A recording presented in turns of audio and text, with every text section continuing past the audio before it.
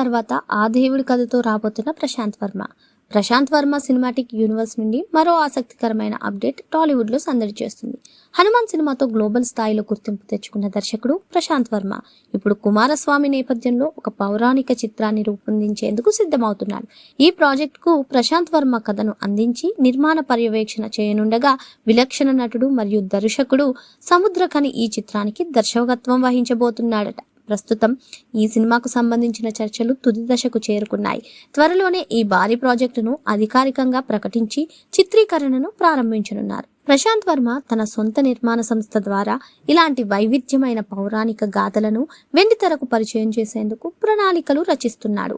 సముద్రఖని వంటి టాలెంటెడ్ దర్శకుడు ఈ ప్రాజెక్టును హ్యాండిల్ చేయనుండటం సినిమాపై అంచనాలను పెంచుతుంది. మరోవైపు ప్రశాంత్ వర్మ దర్శకత్వంలో రిషబ్ శెట్టి హీరోగా రాబోతున్న జై హనుమాన్ చిత్రంపై భారీ అంచనాలు నెలకొన్నాయి. మైత్రి మూవీ మేకర్స్ నిర్మిస్తున్న ఈ సినిమా ఇటీవలే గ్రాండ్ గా లాంచ్ అయింది. త్వరలోనే ఈ మూవీ షూటింగ్ కూడా పట్టాలెక్కనుంది.